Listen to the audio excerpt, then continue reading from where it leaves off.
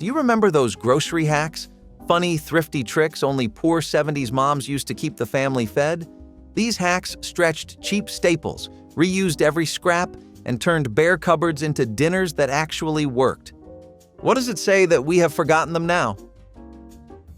Stretching ground beef with oats or crackers was the ultimate survival hack for poor families in the 1970s. You could not always afford to put a full pound of meat on the table, but you could make it look like you did. Moms would crush up saltine crackers or stir in handfuls of dry oats, mixing them right into the ground beef before shaping patties or cooking meatloaf. Suddenly, 1 pound of hamburger could feed a family of 5, maybe even 6 if you had enough filler. The flavor? It was different, but not bad. Oats gave meatloaf a softer, almost spongy texture, while crackers added a salty bite that fooled kids into thinking it was all beef. Moms swore by the trick because it made suppers stretch and still feel hearty. Sometimes ketchup on top hid the filler completely, making it pass as a real dinner. Families even joked that the oats were the secret ingredient. Kids grew up thinking that was just what meat was supposed to taste like. The oats soaked up grease, making the meal heartier, while crackers added a salty crunch. Kids often did not know the difference. They just thought meatloaf always came with little white flecks in it. It was also practical. The filler stretched your dollar and made the dish more filling at the same time.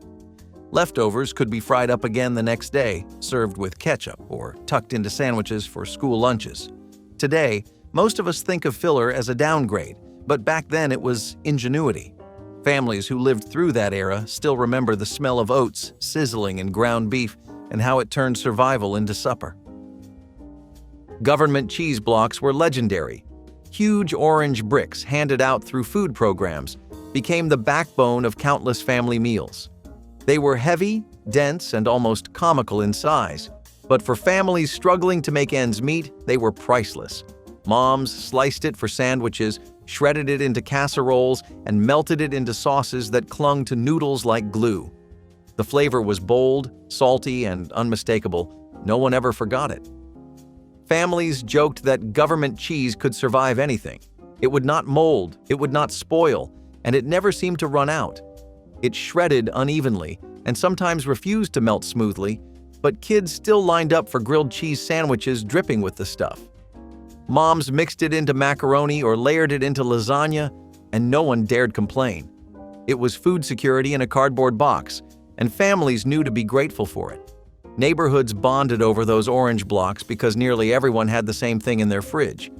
It melted differently from store-bought cheese, stringy in some places and oily in others, but that was part of its charm. Kids came home to grilled cheese made with government cheese, the bread sizzling in bacon grease, and they thought it was gourmet. You could make macaroni and cheese for pennies, or top-baked potatoes for an easy dinner. The blocks lasted for weeks, even months if rationed carefully, and they were a shared experience across entire neighborhoods. For families of the 1970s, government cheese was not just food, it was survival in orange wrapping. Rinsing out ketchup bottles with water was a trick every mom knew. You never threw away a bottle that still had red streaks clinging to the glass. Instead, you added a little water, shook it hard, and poured out the thinned-down liquid. Suddenly, you had instant tomato soup, a quick sauce for noodles, or just one more squirt for hamburgers. It was not about waste. It was about stretching every penny. Some moms handed kids a plate of watered-down ketchup spaghetti and called it sauce night. Others filled squeeze bottles with the thinned ketchup to keep hamburgers from feeling bare. It was never gourmet, but it kept meals from feeling empty. Even when kids made jokes about ketchup soup, they ate it without complaint because it was better than nothing.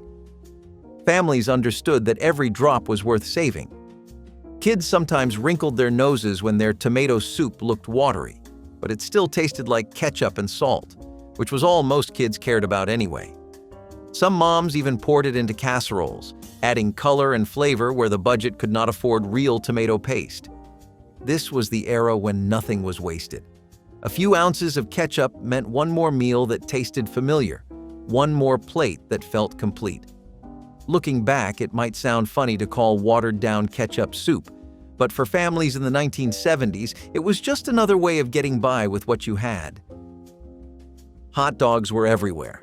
They were cheap, they were filling, and they found their way into just about every dish you can imagine. Moms sliced them into casseroles, tucked them into macaroni and cheese, and fried them with onions for a quick skillet meal. A single pack could stretch across the whole week if you got creative. Kids loved them because hot dogs felt like a treat, even when they showed up 3 nights in a row. Some nights it was hot dog stew with potatoes and carrots floating around thin slices. Other times, hot dogs got baked into cornbread for what kids called surprise squares. Even breakfast was not safe. Chopped hot dogs ended up in scrambled eggs or omelets. They were the Swiss Army knife of budget cooking, always ready to save the day. Families still laugh about how many ways a hot dog could be reinvented.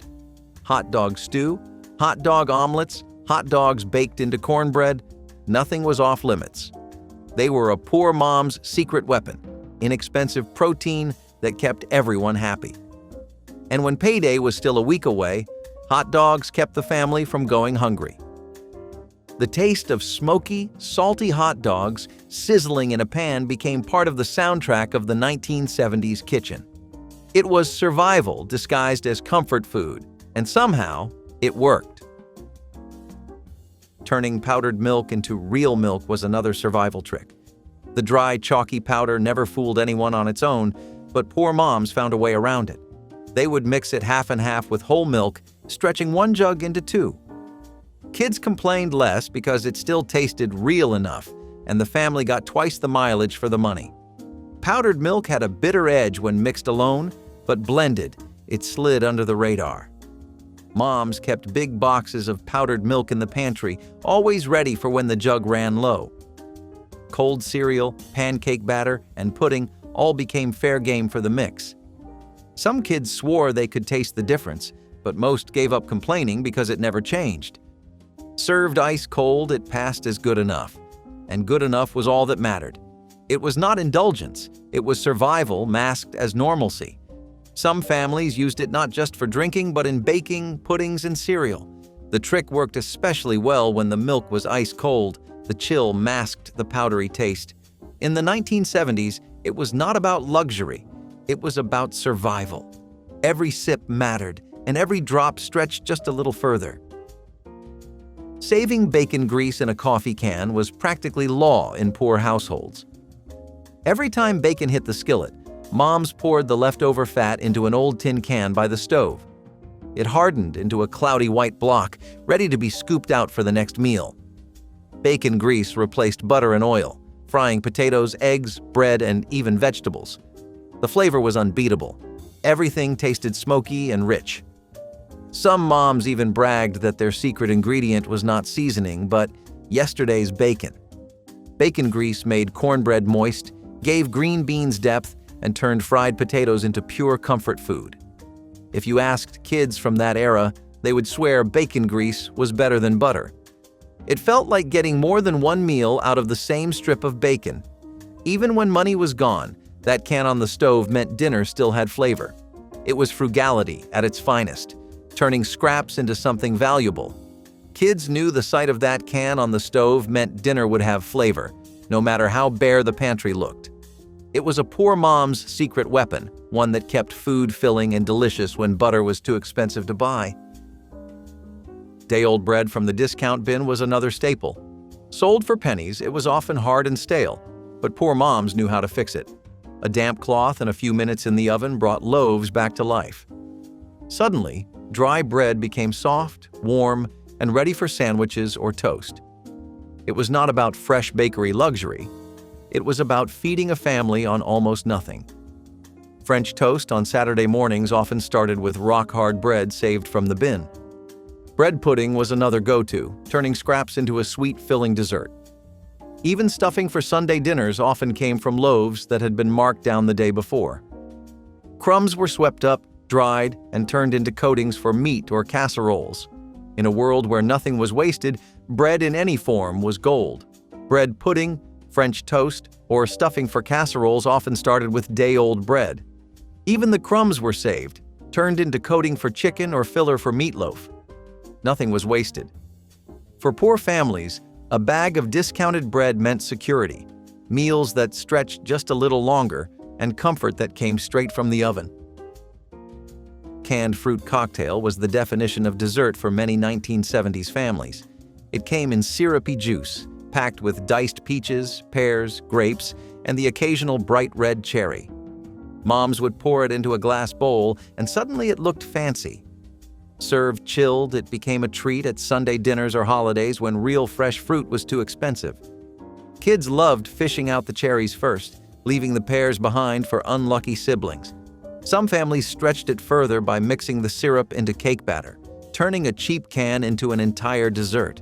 Others layered it with Jell-O, calling it salad, and serving it proudly at potlucks. Even poured over plain pound cake, it felt like something special. Kids knew it was not real luxury, but it was sweet, colorful, and exciting enough to feel like one. Fruit cocktail was proof that a can opener could make magic.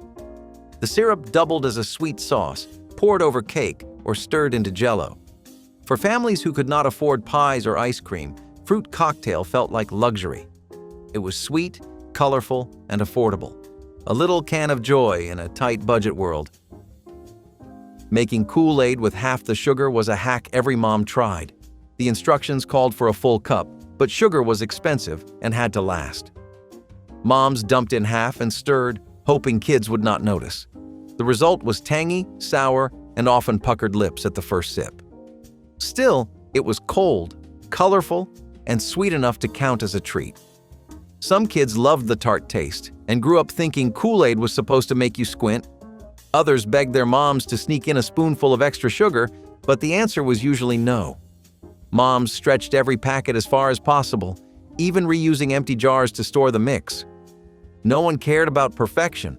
It was about having a cold glass of something sweet on a hot day.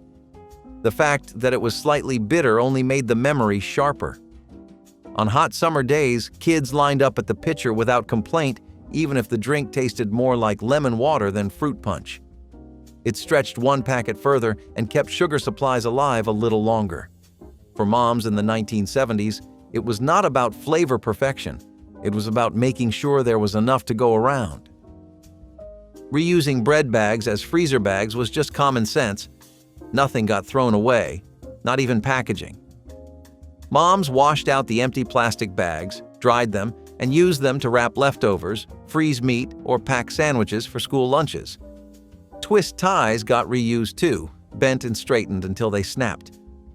For poor families, it was not just about saving money, it was about respecting every scrap of material.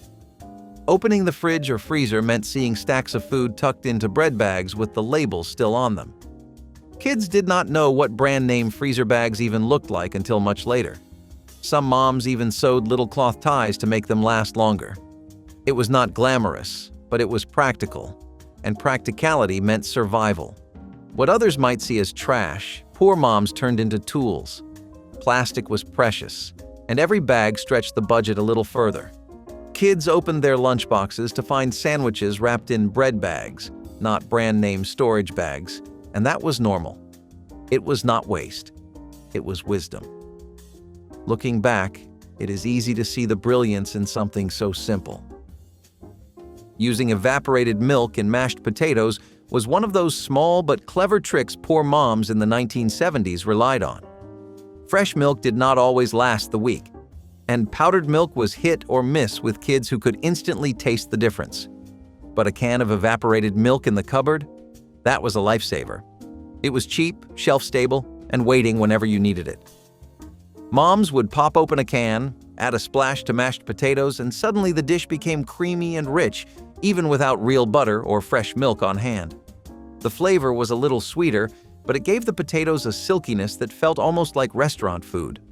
Families who could not afford steak dinners still had fluffy mashed potatoes that looked and tasted like something special.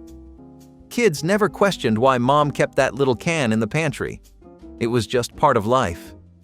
The magic was that one can could stretch across multiple meals, not just potatoes but gravies, puddings, or sauces. In a house where money was tight, evaporated milk was insurance against disappointment. You knew dinner would come together, even if the fridge was nearly bare. For families of the 1970s, mashed potatoes made with evaporated milk were more than just a side dish. They were a symbol of making do and making it taste good. Casseroles made with cream of mushroom soup might as well have been the national dish of the 1970s. Every pantry had cans of it, and every mom had a recipe that called for it. The soup was cheap, filling, and transformed scraps of meat or veggies into something that looked like a meal. Tuna casserole, green bean casserole, chicken and rice, you name it. Cream of mushroom soup was the glue holding it all together. That one can added salt, creaminess, and a faint mushroom flavor that masked the taste of leftovers. Suddenly, day-old chicken or broken noodles looked like dinner instead of scraps. Moms loved it because it was reliable, and kids loved it because everything tasted the same, warm, creamy, and comforting. It was survival disguised as a crowd pleaser. Even community cookbooks of the era were full of recipes that started with the same line: mix 1 can of cream of mushroom soup. Poor moms stretched their grocery dollars by buying it in bulk, knowing they could whip up something satisfying in minutes. It was the great equalizer. Whether you were broke or just busy, you ate casseroles with cream of mushroom soup. Looking back, it is funny how one cheap can define an entire decade's cooking. But for the families living through it, it was the secret to never going hungry. Mixing leftover veggies into soup was the original no-waste hack. Nothing in the fridge went straight to the trash because every little scrap had potential. A handful of peas, half a carrot, some limp celery, all of it found its way into the pot. Moms filled big pans with broth, noodles, or beans, and the leftovers gave it body. Every bowl was different, and sometimes the flavors clashed, but nobody cared. A little extra onion here or a spoonful of corn there meant one more meal stretched across the family table. The soup simmered for hours, filling the kitchen with a smell that promised comfort, even if the ingredients were humble. Kids grew up thinking vegetable soup was supposed to be a strange mix of random chunks, not realizing it was Mom's way of making sure nothing was wasted. It was also social. Neighbors swapped tips on what to throw in, how to season it, and how to make it last until the end of the week. For poor moms in the 1970s, soup was not just a dish. It was a strategy. It turned scraps into supper, teaching kids that enough was not about what you had, but what you made of it. Hot dish with whatever was left was the crown jewel of Midwestern ingenuity. A bag of noodles, a can of cream soup, and whatever scraps of meat or veggies were lying around, that was all it took. Every family had their own version, and no two were exactly alike. One night it might be tuna with egg noodles and peas. The next, it could be hamburger with macaroni and corn. Some dishes looked like chaos in a pan, but they still tasted like comfort. Moms laughed that if it fit in the casserole dish, it belonged in dinner. The only rule was that everything got baked together in one dish, topped with breadcrumbs or cheese if you were lucky. It was fast, cheap, and filled everyone's belly. Moms leaned on hot dish when money was tight because it did not matter how mismatched the ingredients were. The oven turned it into something hearty. In neighborhoods across the Midwest, hot dish was not just dinner, it was culture. Church potlucks, family reunions, weeknight suppers, they all featured some bubbling casserole cobbled together from odds and ends. For poor moms, it was the perfect trick. Take whatever scraps you had and give the family something warm, filling, and surprisingly good. Instant mashed potatoes as a meal extender might not sound glamorous, but it was genius. Those flakes in a box looked suspicious, but with hot water and butter they puffed into fluffy mashed potatoes in minutes. For poor families, they were not just a side dish, they were filler for everything. Moms stirred them into shepherd's pie, spread them over casseroles, and even mixed them into meatloaf to make it bigger. They were fast, they were cheap, and they fooled hungry kids who were too busy eating to care. Even picky eaters cleaned their plates when instant potatoes showed up under gravy. Instant potatoes had a way of doubling the size of a meal without doubling the cost. They blended right in, absorbing flavor and stretching food further than fresh potatoes ever could. Kids often did not realize they were eating fake potatoes, especially if gravy covered the evidence. For families on tight budgets, instant mashed potatoes were a quiet miracle, turning scraps into full dinners. They were proof that survival in the 1970s often came in a box with directions on the back. Cooking pinto beans by the pound was a ritual in poor households. A big bag of dried beans cost next to nothing and could feed a family for days. Moms soaked them overnight, then let them simmer all day on the stove until the house smelled rich and earthy. Kids would peek into the pot every hour, asking if they were ready yet, because the smell was almost unbearable to resist. Families often gathered around the table with steaming bowls, feeling like they were eating something special, even though it was the cheapest food around. Beans even carried stories. Grandparents would talk about surviving hard times with nothing but beans and bread, making the dish feel like tradition instead of necessity. Every household had its own secret recipe, whether it was a pinch of chili powder, a splash of vinegar, or just more onion. Beans became soup, stew, burrito filling, or just a bowl with cornbread on the side. They were filling, nutritious, and endlessly versatile, which is why they showed up on dinner tables week after week. With salt, onion, or a ham bone if you had one, pinto beans turned into comfort food. Leftovers never went to waste. Beans were reheated, mashed, or tucked into tortillas until the pot was scraped clean. For many families, a single pot of beans meant the difference between going hungry and staying full. Pinto beans were not just cheap food. They were the unsung hero of 1970s survival cooking. Margarine instead of butter was a given for poor families. Butter was expensive, but margarine came in big tubs, cheap and ready to spread. It went on toast, into cakes, and into frying pans.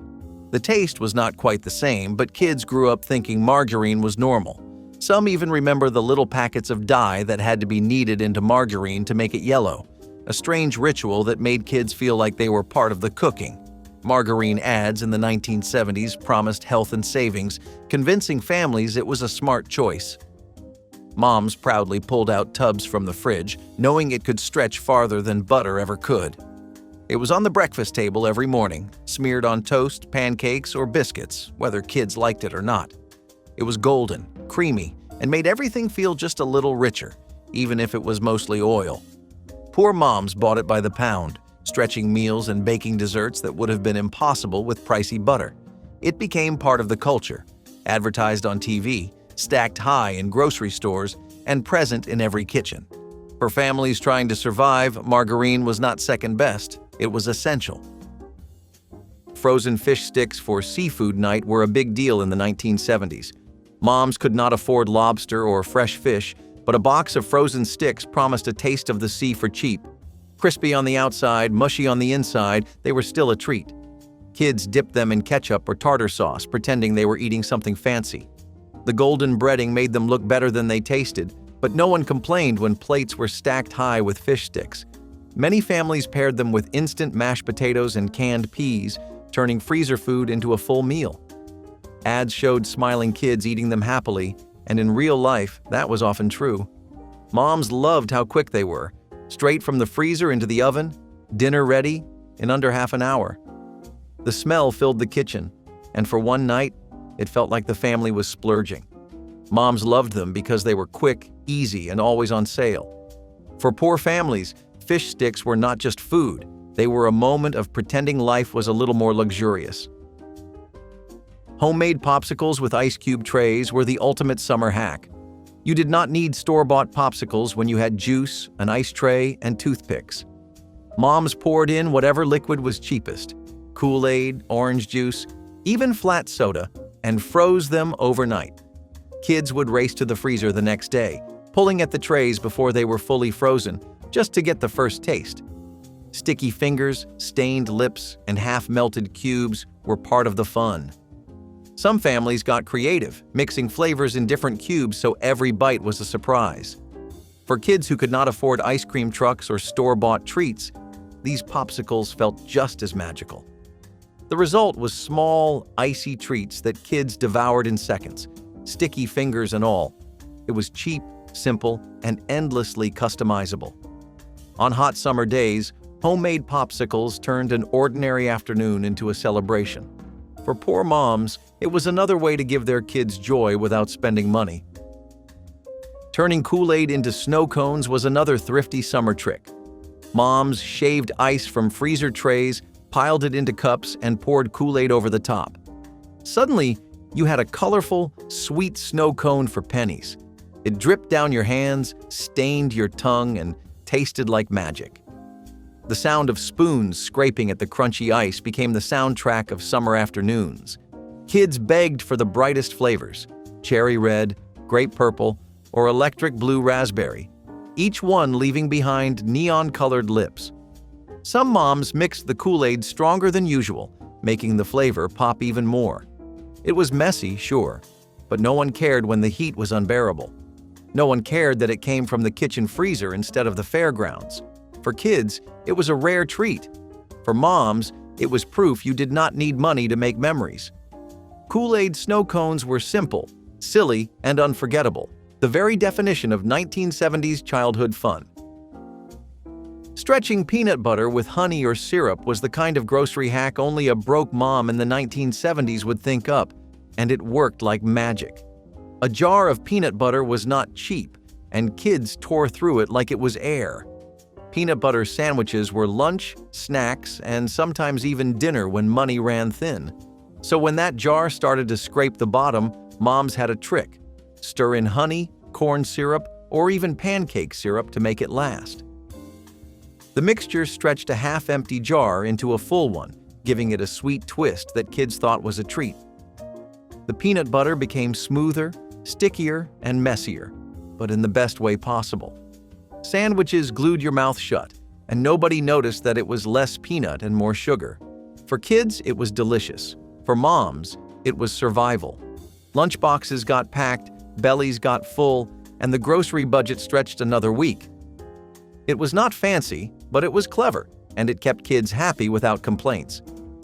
Looking back, that hack shows the pure creativity of 1970s kitchens. When you did not have enough, you found a way to make enough, and sometimes it even tasted better. Using off-brand soda in recipes was another cheap trick that seemed odd but made sense in the moment. Soda was cheaper than juice and easier to find on sale, especially the generic brands stacked in cases at discount stores. Moms poured cola into ham glazes, orange soda into cake mixes, and lemon-lime soda into Jell-O molds. It was not about being gourmet.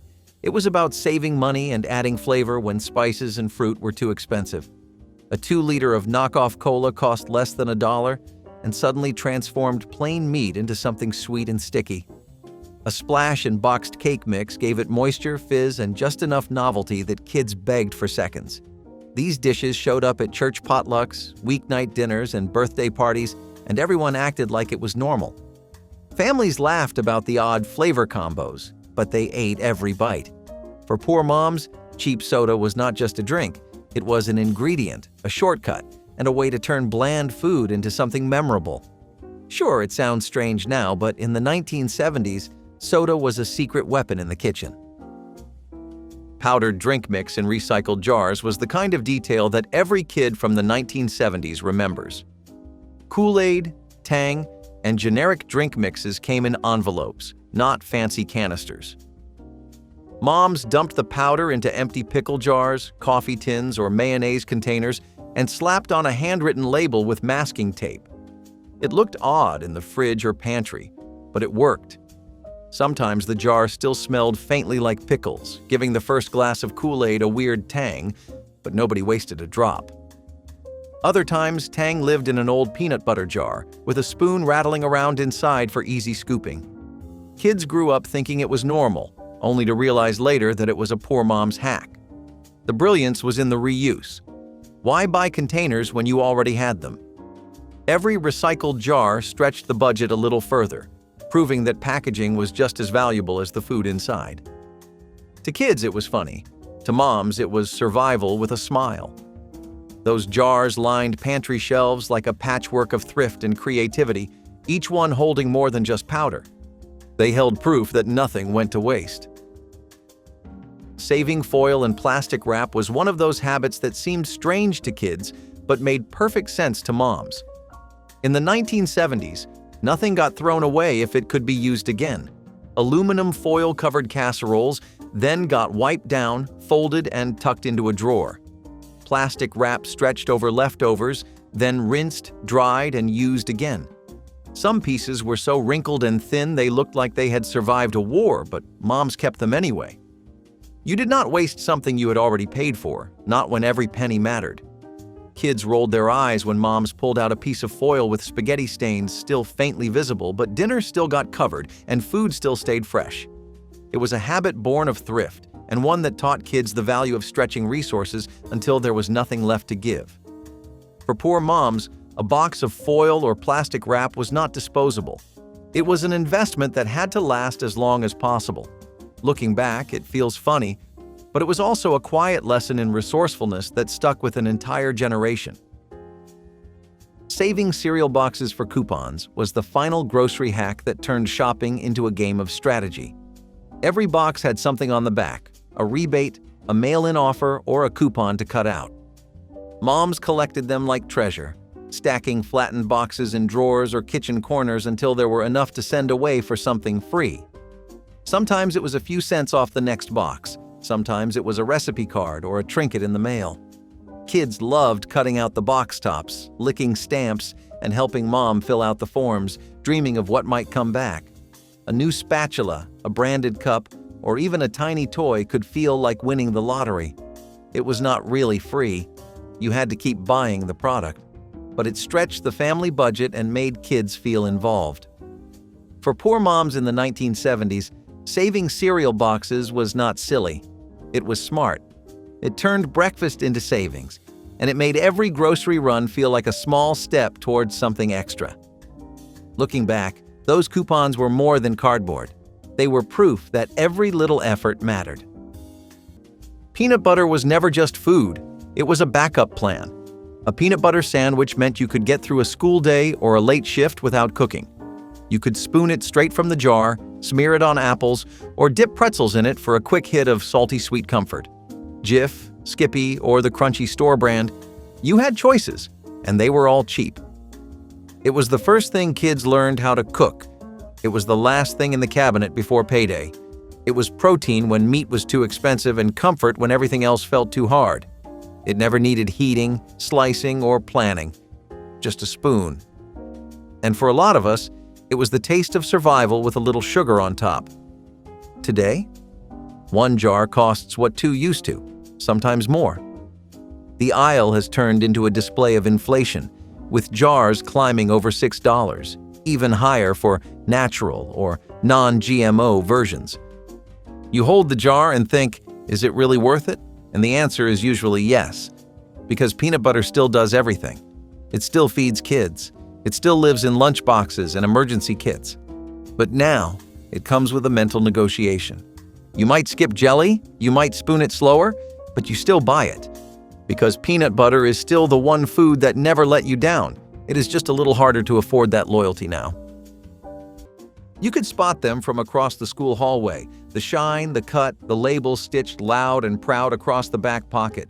Jordache and Sasson were not just jeans. They were declarations. They told you who had money, who had fashion, and who had parents that shopped at the kind of department stores that did not take coupons. These jeans were tight, flashy, and often came with matching jackets.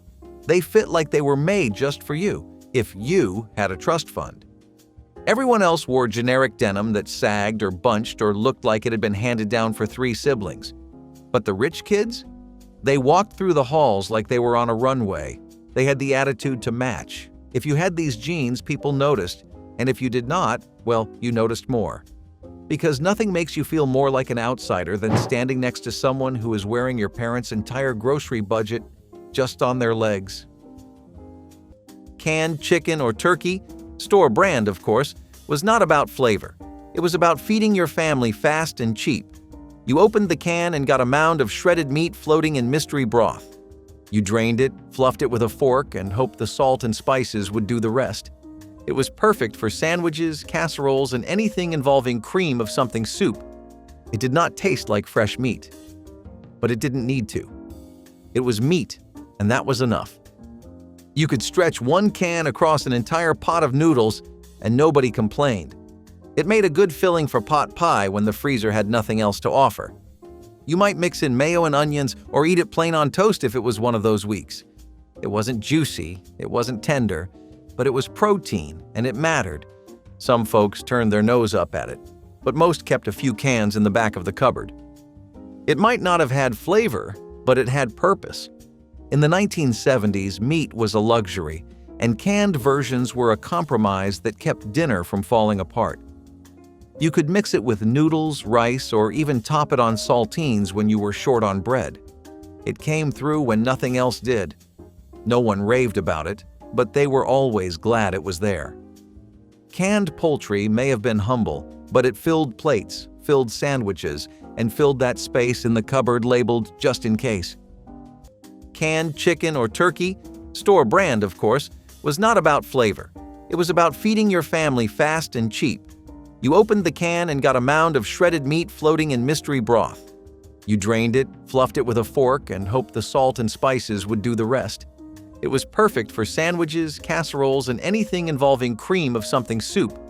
It did not taste like fresh meat, but it didn't need to. It was meat, and that was enough. You could stretch one can across an entire pot of noodles, and nobody complained. It made a good filling for pot pie when the freezer had nothing else to offer.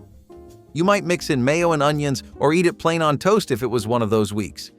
It wasn't juicy, it wasn't tender, but it was protein and it mattered. Some folks turned their nose up at it, but most kept a few cans in the back of the cupboard. It might not have had flavor, but it had purpose. In the 1970s, meat was a luxury, and canned versions were a compromise that kept dinner from falling apart. You could mix it with noodles, rice, or even top it on saltines when you were short on bread. It came through when nothing else did. No one raved about it, but they were always glad it was there. Canned poultry may have been humble, but it filled plates, filled sandwiches, and filled that space in the cupboard labeled just in case. Oldsmobile was the brand your grandfather trusted. It was dependable, steady, and proudly American. In the 1970s, it was one of General Motors' most successful lines. The Cutlass was everywhere. Parking lots, driveways, high school graduation gifts. It was a badge of middle-class confidence. But times changed. Japanese automakers brought new efficiency. The luxury market moved to BMW and Mercedes-Benz, and Oldsmobile struggled to define itself. Was it sporty? Was it classic? Was it for young drivers or retirees? The answers never came. Designs grew stale. Performance lagged. The name Oldsmobile started to feel like a joke no one wanted to explain. By the time they rebranded, no one was listening, and the name started to sound old. By the 1990s, Oldsmobile felt like a brand out of time. Sales dropped. Dealers lost faith. General Motors tried to rebrand it, update it, give it a new face. But it was too late.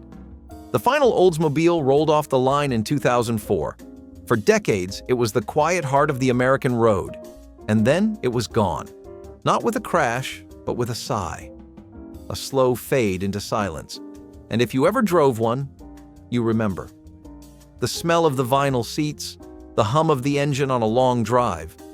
Oldsmobile did not just fail, it retired. Woolco was supposed to be the next evolution of Woolworths. It had the size of a department store and the soul of a five and dime. Launched in the 1960s and booming into the 1970s, Woolco promised everything in one place: clothes, toys, appliances, groceries. For families used to making a dozen different stops, it felt like magic. A bright red sign that said you could get it all without going broke. But behind that promise was chaos. Poor inventory systems, outdated layouts, stores too big to manage and too cluttered to navigate. And then came the competition. Kmart, Target, Walmart. Retail giants with cleaner shelves, sharper prices, and better supply chains. Woolco could not keep up. It became the store you only visited when you had to. The store where the lights buzzed too loud and the shelves were always half empty. By the 1980s, most Woolcos had either been shut down or sold off. Some were turned into malls, others just disappeared. And with them went a small piece of how we used to shop, wandering the aisles on Saturday mornings, dreaming about toys, picking out socks with mom, Woolco was not perfect, but it was familiar, and we miss it more than we admit. Store-brand white bread was the simplest thing in the cart. $1 or less, soft enough to squish, bland enough to go with everything. It was peanut butter's best friend, the base for grilled cheese, French toast, and budget BLTs. It tore easily, went stale quickly, but no one cared. It did its job. It was there for bologna and mayonnaise, for butter and cinnamon sugar, for ketchup sandwiches when that was all you had. You could roll it into dough balls, toast it black, or eat it plain during long grocery weeks. It was the lunch you did not pack with pride, but it filled you up. Bread was not about taste, it was about being full. Now that $1 loaf is pushing 2, sometimes 3, and if you want anything beyond plain white, like wheat or multigrain, it climbs even faster. Bread is not supposed to be the item you debate over, but you stand there now looking at unit prices like you are shopping for real estate.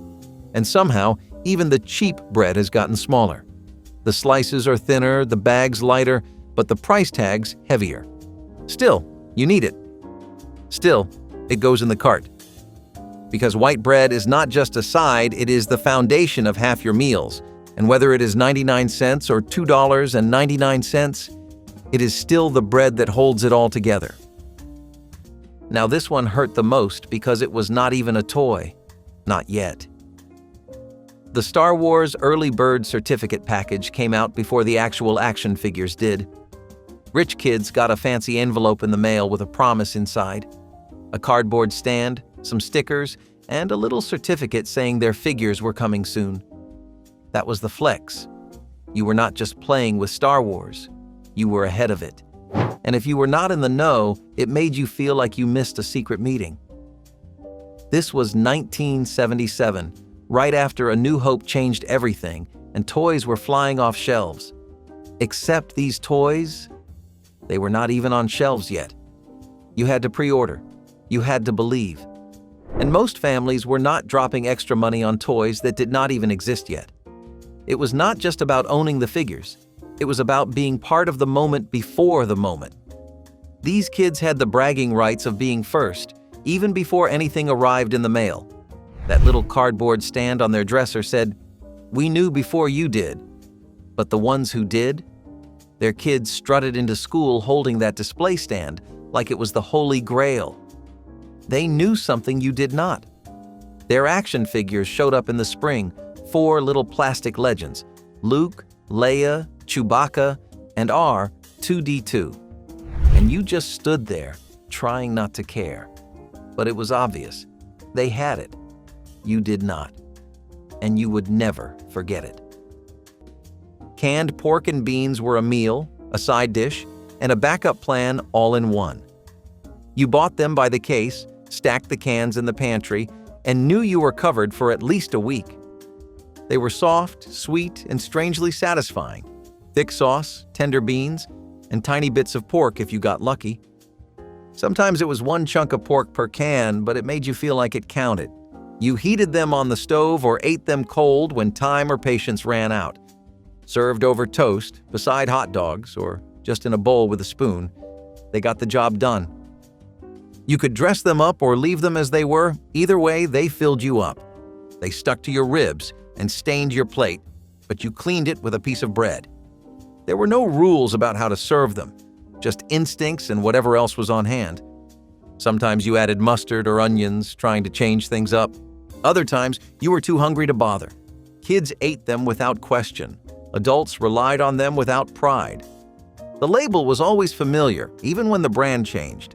They were warm. They were cheap. They were always there.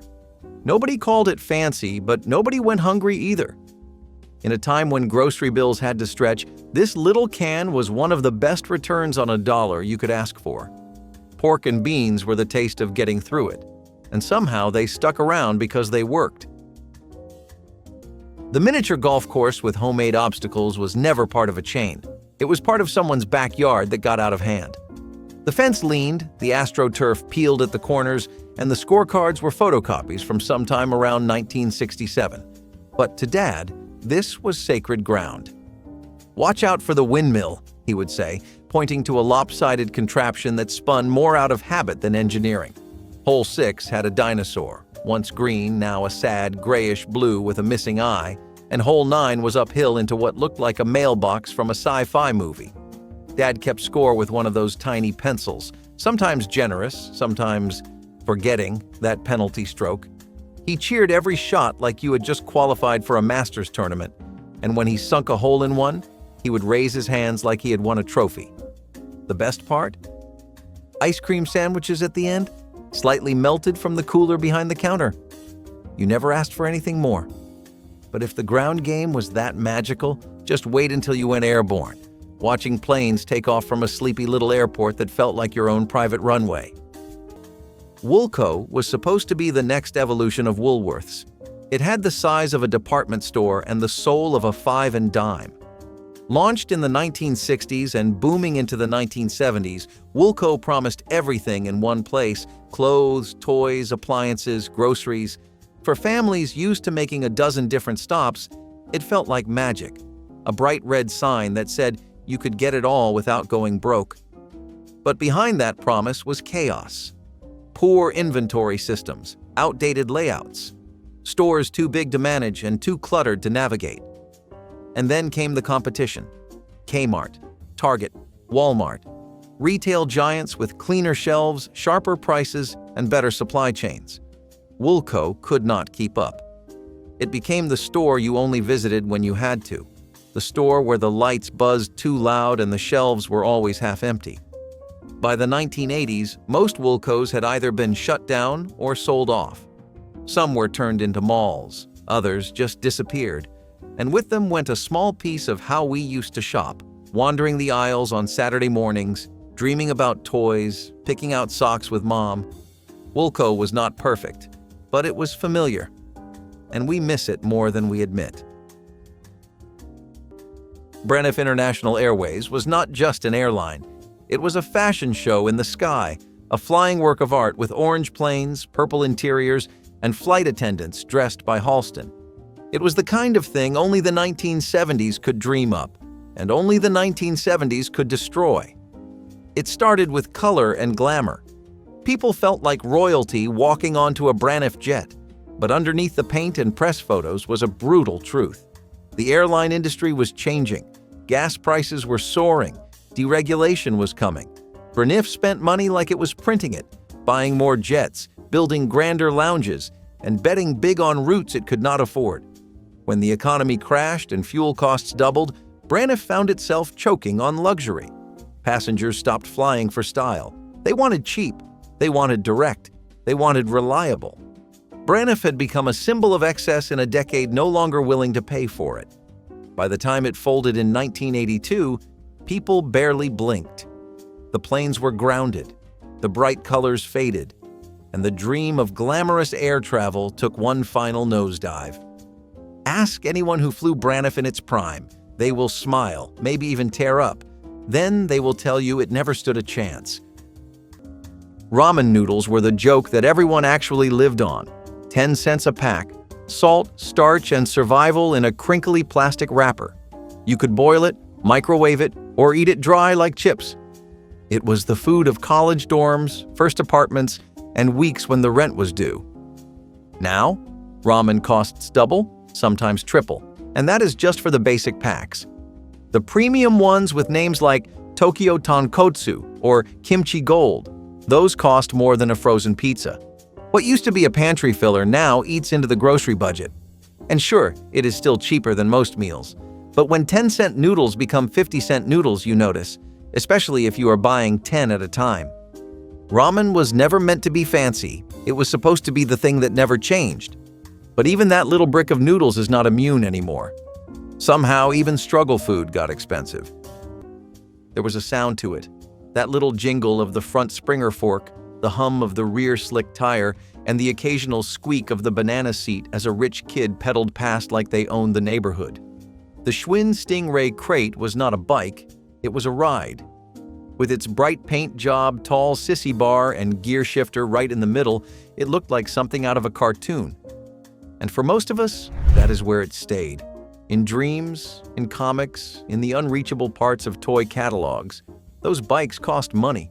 Not the kind of money most parents could justify on a single-speed dream machine. But if your family had it, you showed up. That bike said you were living good. It said your parents wanted you to feel fast, strong, and cooler than any 10-year-old had the right to be.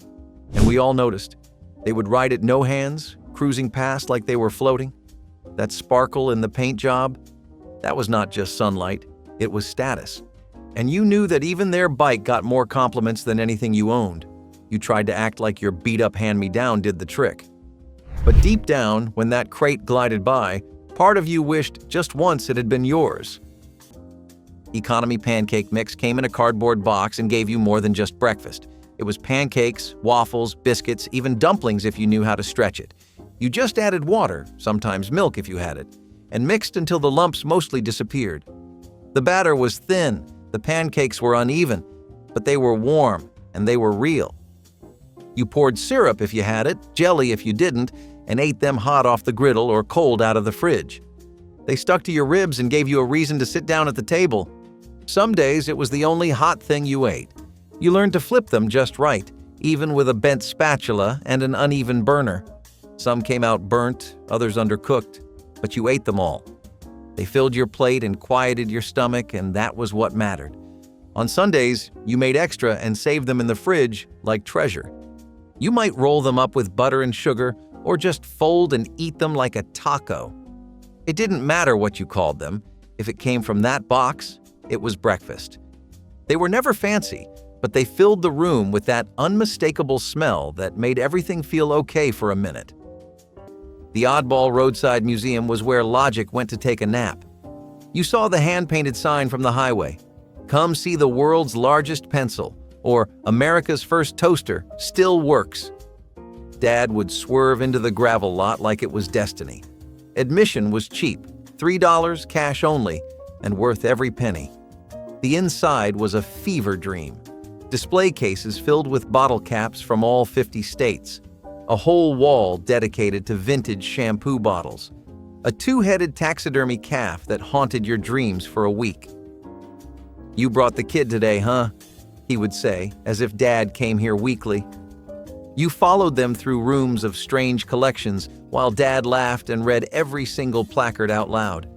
It was like watching a kid in a candy store, only the candy was lawn darts, Pez dispensers, and World War II ration kits. "Now this," Dad would say, holding up a glass jar with something floating in it. "This is history." And even though you rolled your eyes, part of you agreed. But if you really want to feel history in motion, just wait until you join him by the old train tracks, watching boxcars roll by, counting like your life depended on it. The Marlboro Man was one of the most iconic figures in advertising history. Rugged, silent, powerful. He sold more cigarettes than any slogan ever could. But in the 1970s, even the Marlboro brand tried to branch out. Enter Marlboro Milds, a softer version of the cowboy classic, aimed at new smokers, occasional smokers, and anyone who thought the full-strength original was too much. But the strategy backfired. Smokers did not want a mild cowboy. They wanted grit. Marlboro Milds confused the image. It watered down the brand's toughness. The rugged cowboy now sounded like he rode side saddle. And once the image cracked, the whole identity unraveled. Sales never took off. Even heavy advertising could not save it. Marlboro tried to pivot again, releasing new blends and special editions, but the damage was done. Milds quietly vanished from shelves. For a brand built on identity, on image, on ironclad consistency, this experiment was a rare stumble, and it showed how fragile even a giant can be. You can picture the Marlboro Man standing at dusk, wind in his hair, but somewhere off-screen, those failed packs of Milds gather dust, a reminder that even legends make mistakes. Chlorofluorocarbons, CFCs, and aerosol sprays were in everything from your mom's hairspray to your dad's deodorant, and back then, nobody thought twice about it. You'd hold the can, press the nozzle, and hear that satisfying pshht as a cloud of product filled the bathroom like a fog machine. It was all part of the routine: style, spray, suffocate. The scent lingered, The mist settled, and somewhere high above the earth, the ozone layer took another hit. CFCs were hailed as miracle propellants, but they were also silent saboteurs, breaking down ozone molecules and letting ultraviolet radiation pour in. It wasn't until scientists noticed a literal hole forming over Antarctica that the alarm bells rang, and suddenly the hairspray that made your bangs defy gravity didn't seem so harmless anymore. By the late 1980s, global treaties stepped in, banning or phasing out CFCs in favor of safer alternatives. Today's aerosol cans may still mist, but they don't punch holes in the sky. Still, if we're talking about scents that stuck around, sometimes in your nostrils, sometimes in your brain, the next culprit was in your pencil box. Eggs used to be a default, always in the fridge, always in the budget. You could grab a dozen for less than $1 in the 1980s, and even into the early 2000s they felt affordable. They were breakfast, they were dinner, they were dessert. Scrambled, fried, baked into cakes, or boiled for sandwiches. No one really thought about the price of eggs because they were just there. They were dependable. Now, not so much. Prices have doubled, even tripled, depending on the year and your zip code. It is not unheard of to pay $6 or $7 for a dozen, and that is not even the organic kind. Suddenly, eggs are the kind of item you compare per unit, per store, and per brand. That cheap protein? Not so cheap anymore. You stand in the dairy aisle doing mental math and wondering how something so basic got so expensive, and yet you still buy them. Because you have to. Because they do everything.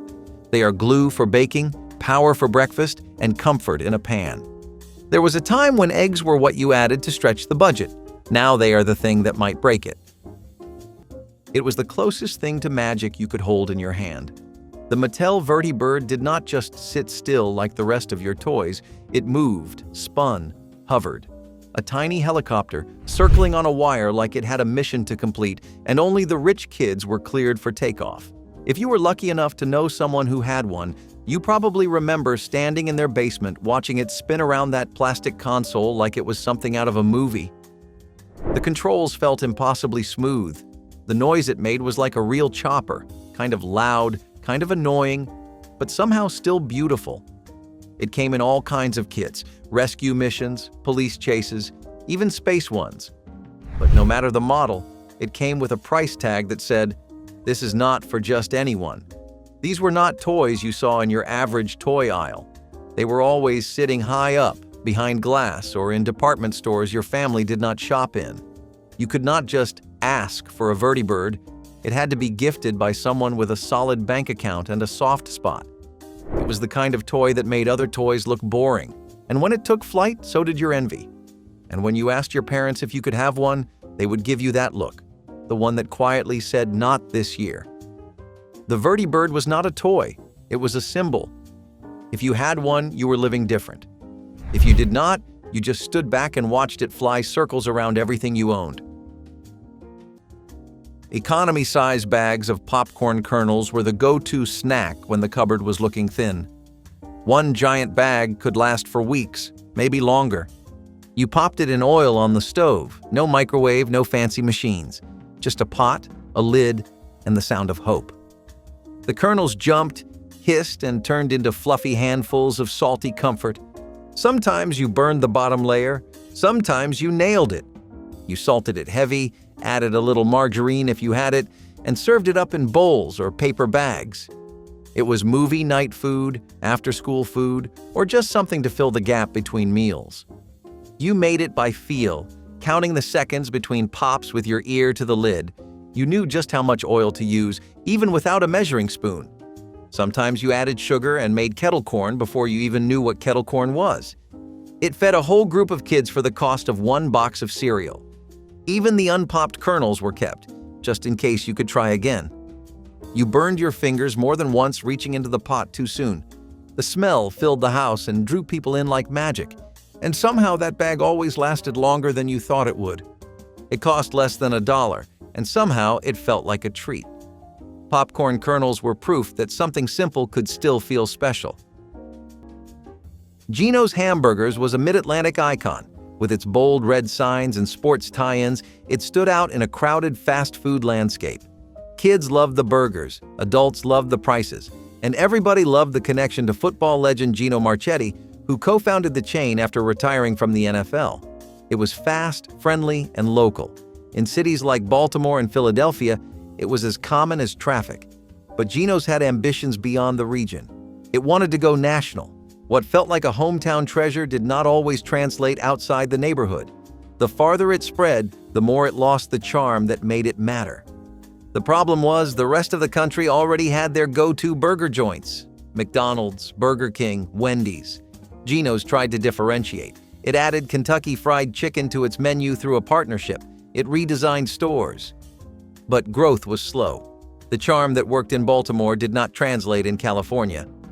By the 1980s, Marriott had bought the chain and converted most of the locations into Roy Rogers. Just like that, Gino's was gone. The buildings changed, the signs came down, and a local legend faded into memory. But for those who grew up with it, Gino's was never just a burger. It was home.